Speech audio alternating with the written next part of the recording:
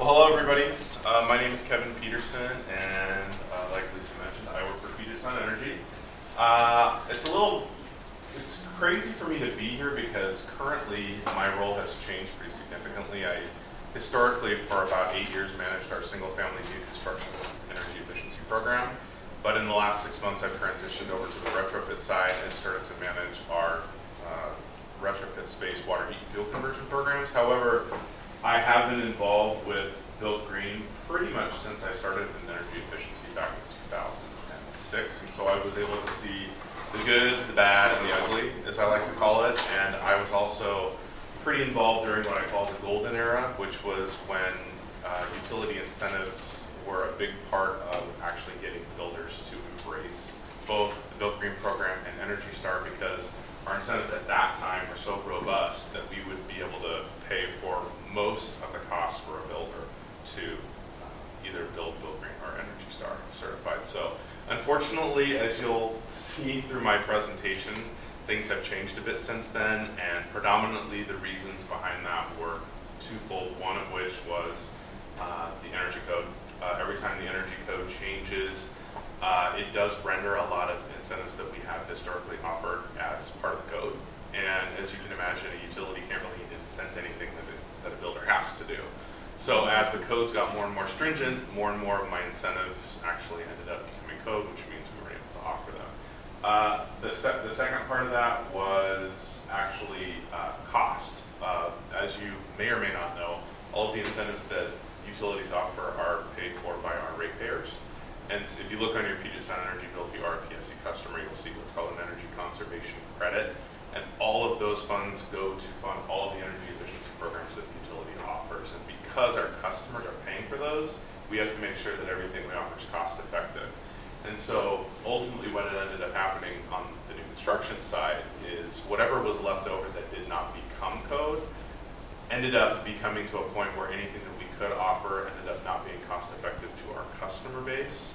And what we could offer wouldn't be enough to really incent a builder to do anything. So if we were offering, for example, I think at one point in time it was $800 for a ductless heat pump, and then we were only able to offer $50 for a ductless heat pump. That really doesn't do a lot to incent a builder to install it. So that's a little bit of a background on my history. Having said that, in addition, I'm actually presenting on behalf of our residential new construction program manager, who is actually leaving the company effective tomorrow. So I got a crash course on everything that's going on right now. So in order to avoid getting breakfast burritos thrown at my face, I wanted to let you guys know that in advance. I also wanted to introduce Paula Moyer, who is, for lack of a better term, my replacement, I guess, kind of, sort of. And she's going to be managing what's left of our single-family new construction program, as well as working on all of our multifamily new construction incentives. She, again, is very new. She's been in the job about, what, 2 weeks or so? So in addition to taking over my stuff, what was supposed to be mentor is now leaving. So I feel very, very, very bad for Paula, and I'm going to help her out any way that I can. So having said that, let's talk about rebates. Oh wait, before that, I guess a little shameless plug on PSE. We are Washington State's oldest energy company. We were formed in 1997 as a merger between Puget Power and Washington Natural Gas. We have 1.1 million electric customers and 760,000 natural gas customers, and we currently are the utility, either combined electric or gas, in 10 counties in Western Washington. So that's a copy of our service territory map. In Snohomish County, I'll point out we are the natural gas provider, obviously not the electric provider. So I'm going to do my best to explain what we will have, because it's a little confusing since we are the gas provider in Snohomish County, and what you'll be seeing here is measured in kilowatt hours. So I'm going to do my best to explain it, so bear with me, please. What we're really going to be focusing on today is what we're toting right now is the whole building energy EUI and actual use incentive. I will stress that this is a program that is currently being offered on the multifamily side for multifamily buildings.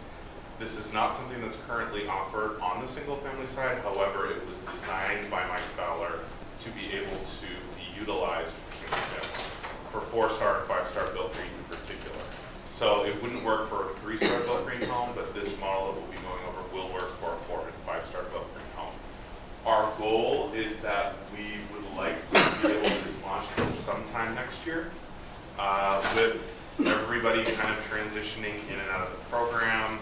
I'm not sure exactly when that's going to be. I know that we were targeting January 1, but I don't know if that is going to end up being the case anymore. So as we move forward throughout the year, once we learn more, we will definitely be advertising through the appropriate channels and spreading the word. So right now it is still in the idea phase, but I want to walk through with you what we're hoping to accomplish to help builders, since predominantly most of our incentives have gone away as of last year. And then also talk about some future incentives next year above and beyond this, and how we're hoping to work with Snohomish PUD and Build Green moving forward. So,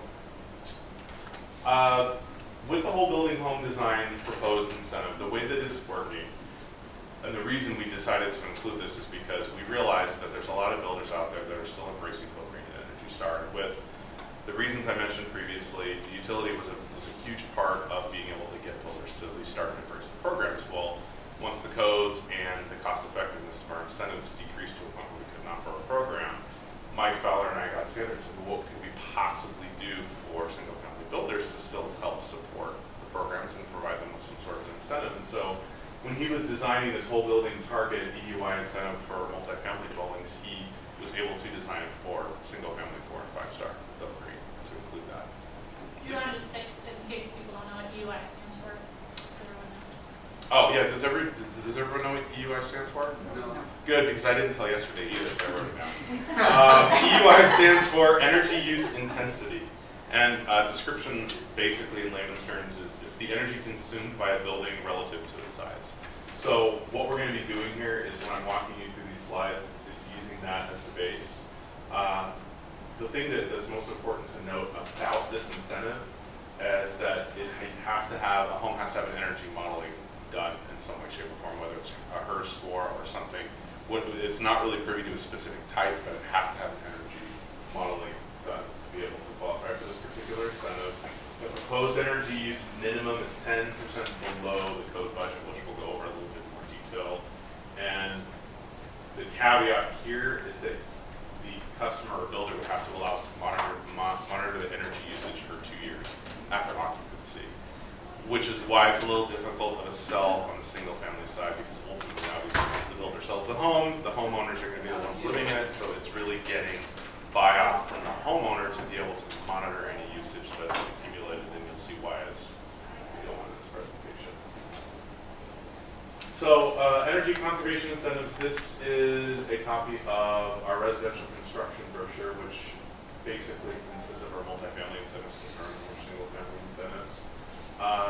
The slide, and really from what Mike was telling me since he put together this presentation, he wanted to show that with the code the way that it is, a multifamily dwelling is now anything that's 3 units and above.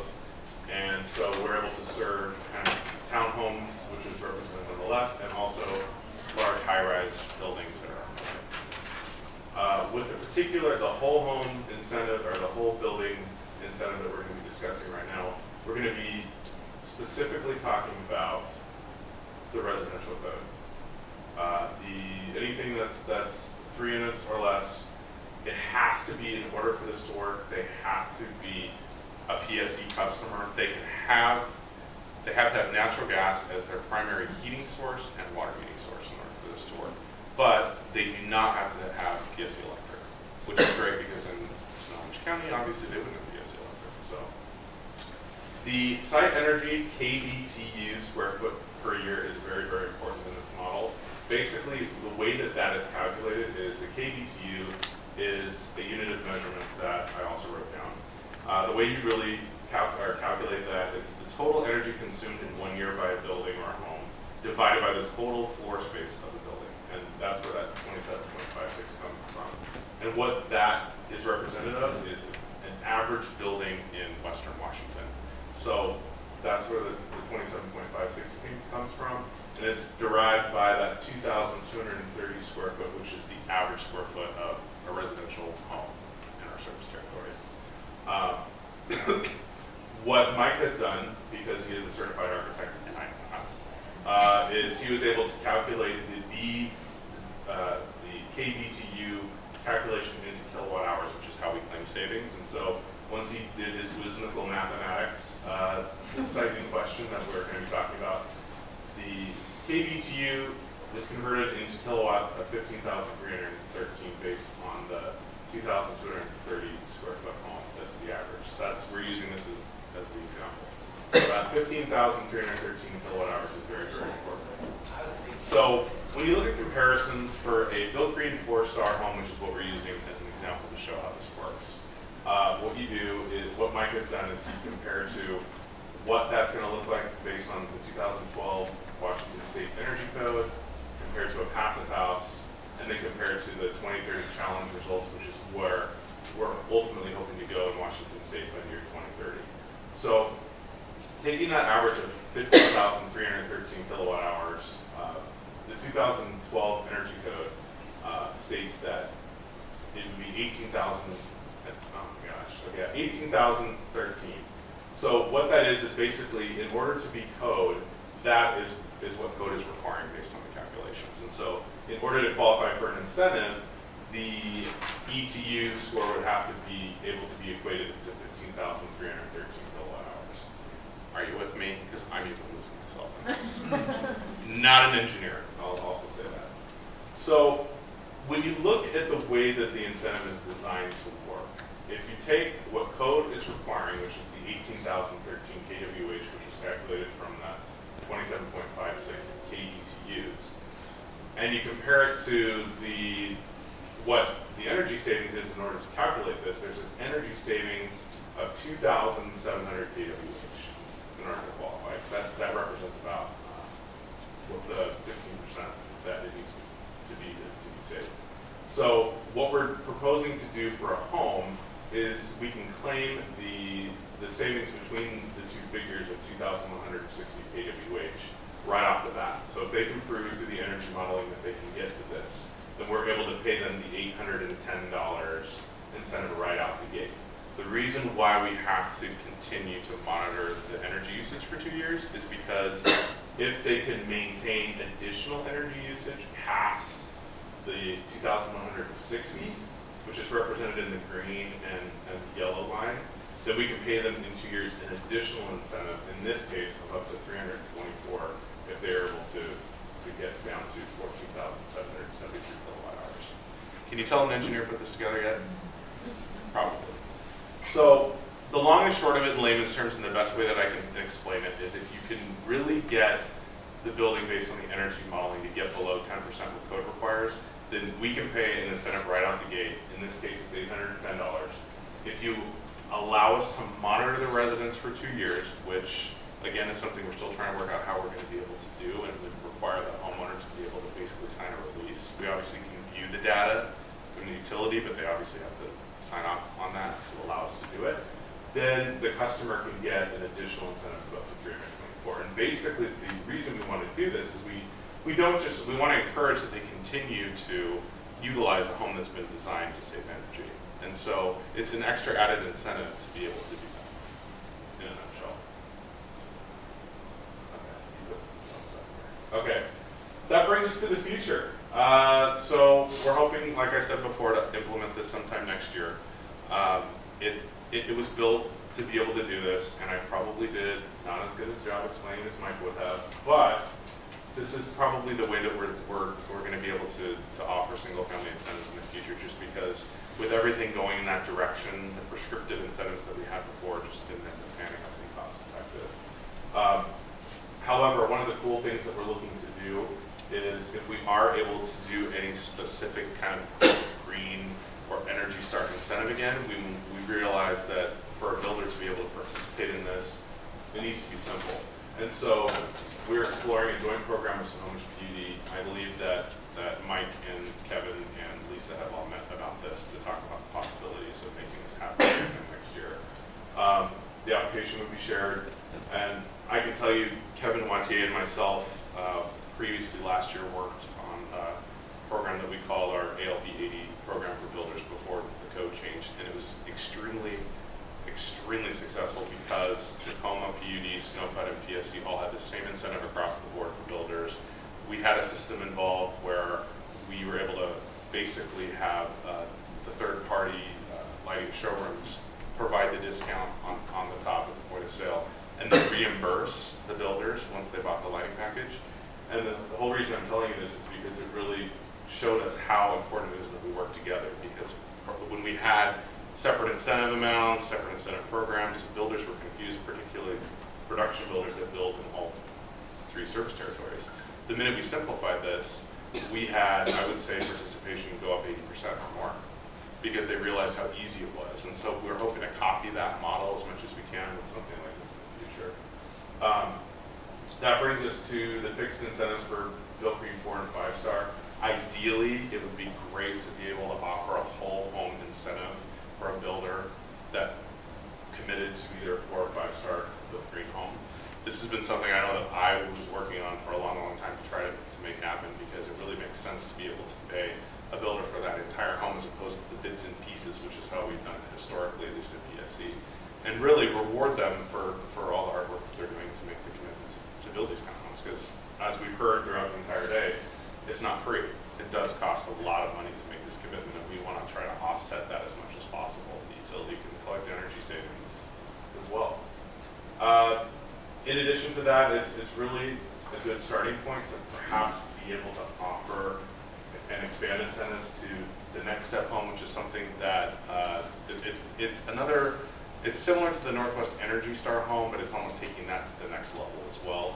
And then passive house, which we've talked a little bit about too, and net zero.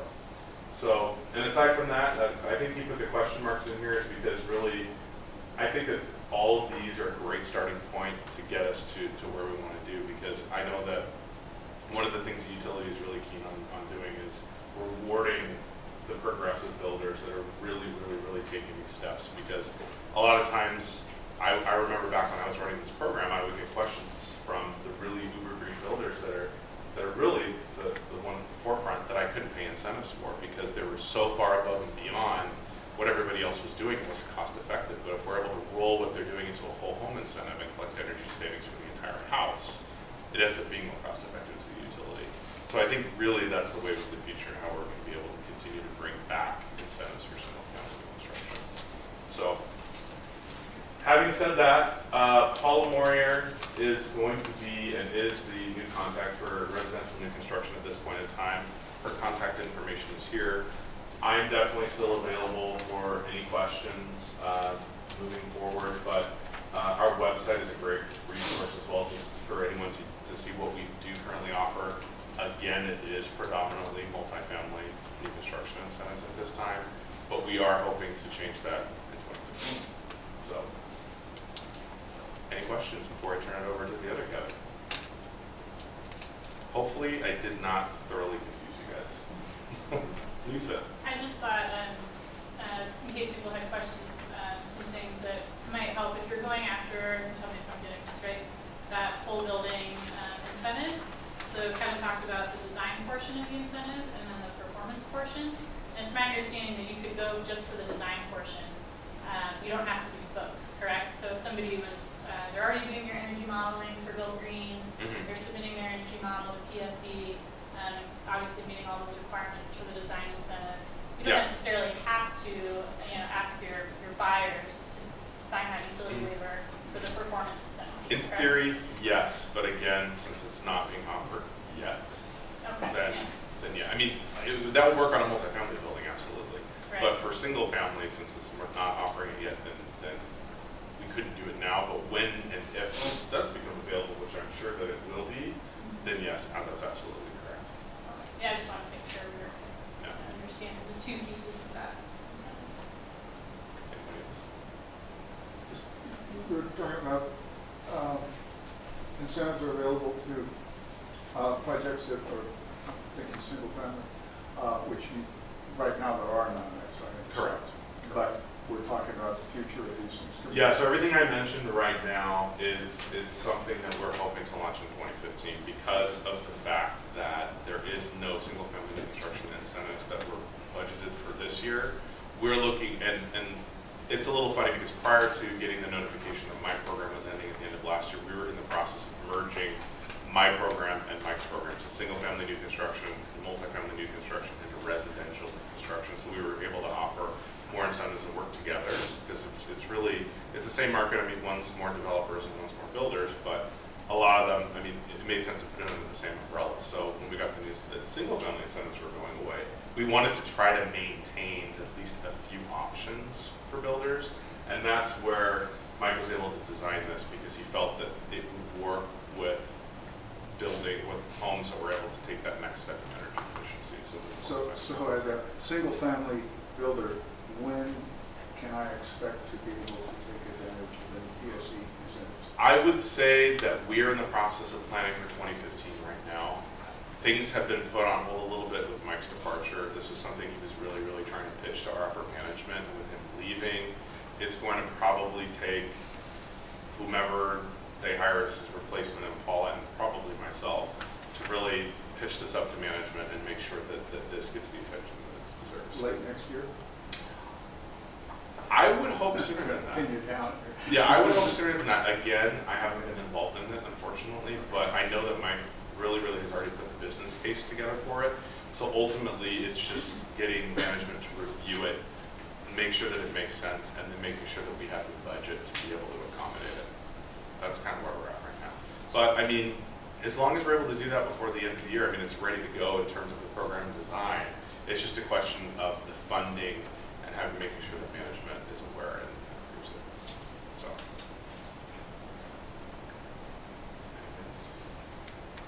All right, thanks you guys. Hello, I'm going back to trend. I don't have a PowerPoint on there. Kind of ditto to the other Kevin. In the utility, we have a cost effectiveness that we have to meet. So we don't. Currently, we had a new construction program, which was more of a a la carte program, which was measure based. If you did efficient lighting or Energy Star appliances or had a high efficiency heat pump, we would give you a set rebate amount for doing that. Going into 2015, we were contemplating going away from that a la carte method to a certified homes program. So if the home was certified by an independent third party, such as home verifiers and raters, we would be able to pay an incentive or rebate for a certified home. That's still looking promising. We're doing our cost effectiveness testing on those. Probably isn't going to be a huge amount because 80+% of our new construction is gas, and we can only pay for electric savings.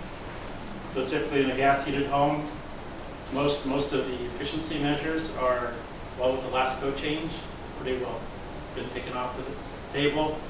And so we're down to just the Energy Star appliances, which is really small amount of savings. This looked like our incentive would be, $100 to $200, for a certified home to go. That makes sense for PSE that the utilities get together, so it can be maybe a combined incentive or a joint application. Because before, to get for a builder to get both utility incentives, they'd have to go to PSE, fill out all their paperwork. They have to go to PUD, fill out all their paperwork. And for relatively small incentives, it really wasn't worth the builder's hassle to participate in these programs. So I think by doing a joint effort, that'll bring up the participation rate, but it just fill out one rebate form and they, go to one utility and then over to the other utility processing, however that works out. Also working with the county, maybe to have that available at the permit counter. So when you're going in for permitting, it's there available at that time, and you may not have to go to the utilities specifically. If you just use a checklist, I'm going to build, 4-star, 5-star build grade, and then you can get dispersed to the utilities. That's another option that we're investigating to do that. But same as PSE, 2015 funding, I don't think we would have anything on the road until mid-second quarter, so June, July, to get all that worked out. because we don't have anything in place now. But it's be nice to go to a home certified program. That way it's easier for us on our side to implement, because there's databases that we can pull off of. It might be that, sports diet harm, or Go Green Home, or Energy Star, and we can look up on those databases and just check that you fill that out. Address, pull up the address and say, yes, it's certified for verification, and we'll be able to issue the incentive. Minimal paperwork. That's our thought on the process. Because there's all this infrastructure in place now through the different agencies and the work everyone else has done in this room, to where why not take advantage of it? Why should we have to go out and verify something where someone's already verified? But like I said, most of the stuff that we do is gas heated homes. We do get some custom homes which are electric, so we might have some additional options for custom built homes on some additional electric items, but for the most part it's going to be a certified homes program, and it'll be probably Energy Star and 4 or 5 star. And we're in the process now. If the 4 or 5 stars are going to get more than the standard Energy Star. But we're all based off kilowatt savings. So if the 4 or 5 star are more sustainable issues, and not without any additional kilowatt savings, the likelihood will be of our incentive programs. But yeah, it's interesting being utility, because I've been doing this since 1982, and was of course big in the old circuit sense days. There, and it's our jobs to save and promote code and adoption, and as those happen, our involvement reduces or gets less, because it's not code, and we can't really promote people to build a code. It's our requirement. But more to come. We have, I'll leave some cards on the table if you have questions.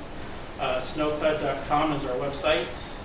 You can look up. We have under conservation, we have Build with Energy Star tab, which should be in the most